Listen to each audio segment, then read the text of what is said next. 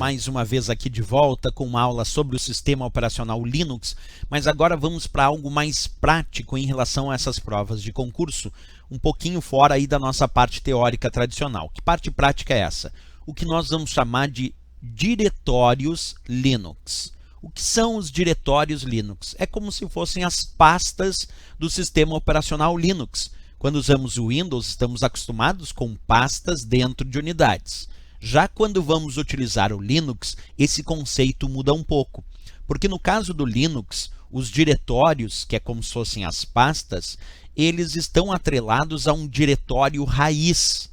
E as unidades de armazenamento de dados também estão atreladas a esse diretório raiz. Diferente do que acontece no Windows, onde o diretório raiz é a raiz de armazenamento da própria unidade. Aqui no Linux não, nós temos um diretório raiz do sistema, e é dentro deste diretório raiz do sistema que a gente tem a ideia de acesso, inclusive às próprias unidades de armazenamento, os outros arquivos e os outros diretórios. Agora, como é que isso funciona na prática, na prova de concurso? Bem, as provas de concurso costumam, quando se referem aos diretórios, primeiro elas podem fazer questões citando exemplos de diretórios e perguntando se esses são exemplos típicos de diretórios nas diversas distribuições Linux. Esse é um primeiro ponto, né? Segundo ponto importante a destacar.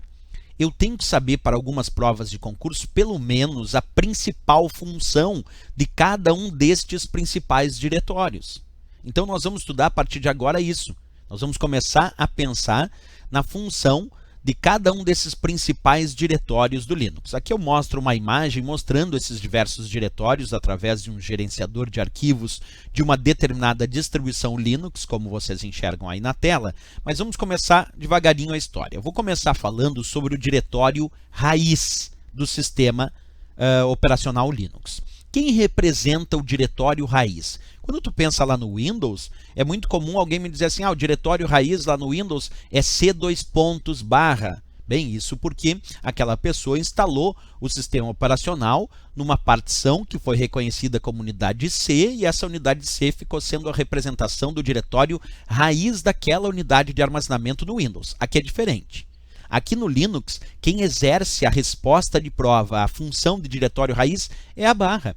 Então, essa barra vai representar o que nós chamamos de diretório raiz do sistema de arquivos utilizado pelo Windows. Então, se um dia cair na prova exatamente aí, né, essa barra representa o diretório raiz do sistema de arquivos do Linux. Tá certinho. E o que seria o diretório raiz? É aquele que dá origem aos outros.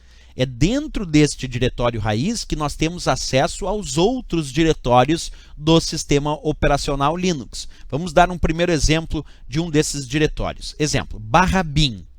/bin. O que seria o diretório /bin? Bem, esse é um diretório que contém os executáveis de comandos básicos do sistema. Quer dizer, aqueles comandos mais básicos de operação do sistema devem estar armazenados dentro deste diretório chamado /bin. Então, repetindo, /bin, se cair na prova é claro, contém os executáveis de comandos básicos do sistema. Porque para operar um sistema, eu preciso ter alguns comandos básicos, comandos esses que a gente vai discutir mais tarde, porque também temos que saber quais são esses comandos básicos do sistema. Mas, por enquanto, como é o estudo dos diretórios, tem que saber que /bin é o diretório que armazena os executáveis destes comandos básicos para a operação do sistema, porque eu preciso de comandos para realizar as operações do sistema. E esses comandos básicos é que vão estar no diretório /bin. Ok, pessoal? Beleza. Se gostou do nosso vídeo, não esquece, marca gostei, também se inscreve no nosso canal e na próxima aula a gente volta ainda falando de mais e mais diretórios deste sistema operacional Linux. Até a próxima aula, então, bons estudos!